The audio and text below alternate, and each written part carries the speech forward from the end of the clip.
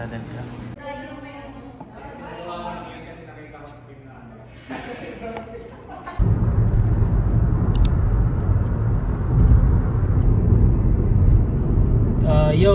So I'm on my way to Manila Sneaker Expo, MSE, and pangalawang beses ko na makakapunta doon. Though last year hindi ako nakapunta, pero nung nag-open during pandemic, hindi na ako masyado nakakapag-post, lalo na ngayon na may pasok na ulit ngayon. Hindi ako maging consistent gano'n sa pagpo-post. So hindi na talaga ako nagsistock ngayon. Kapag may na-cup ako or nanalo ko sa raffle, quick flip ko na lang talaga siya ngayon. So ayun, ang main purpose talaga ba't ako pupunta dyan ngayon is mamimili lang tayo ng mga local merch. Supportahan natin yung mga tropa natin dyan. So kita-kits tayo dyan.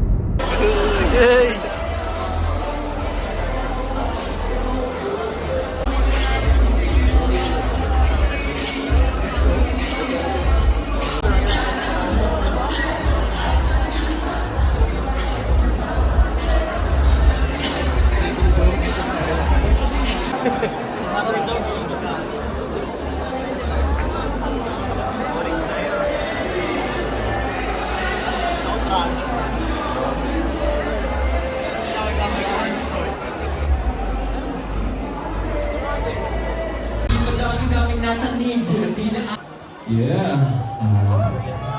Maraming salamat po sa inyong lahat.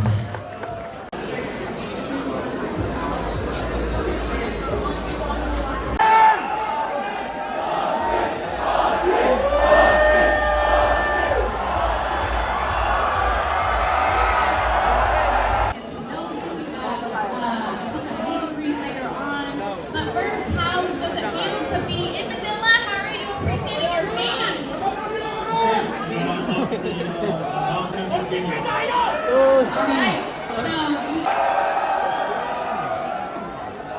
Y'all are so dope. Okay, so welcome to Manila. How are you feeling?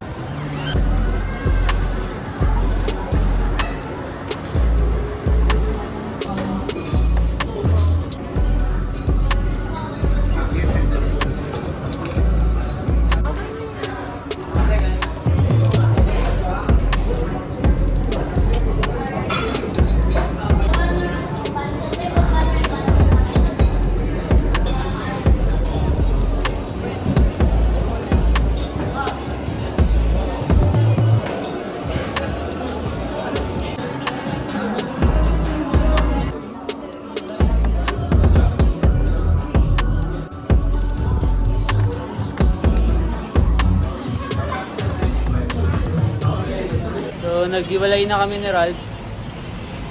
Uwi na siya sa Parañaque, tapos tayo sa Cavite. So nakauwi na pala ako, no. Hindi ko alam kung may nabuo ba akong storya sa vlog na to. Kasi dapat ang gagawin ko is a week in my life as a student. Pero hindi ko siya nagawa. Kung wala man, siguro babawi na lang ako sa mga susunod pa. So, tsaka nahiya pa rin kasi ako. Kaya ayun, pagbubutihin ko, isip ako ng mga magagandang content. Tsaka, mas kakapalan ko yung mga ako. Tapos kanina naman sa MSE, medyo late na kaming dumating. Konting ikot lang, tapos kumain kami. Tapos mga pagbalik namin is closing na. Bumili lang kami ng konting... bumili ako sa Cozy S na isang shirt. Tapos si Rad, bumili rin siya ng hoodie niya at shirt niya. May mga hinahanap kaming local brand kaso sa tingin namin this MSE wala sila. Or hindi namin alam kung baka nauna lang sila kasi nga closing na. Sa susunod na lang ulit.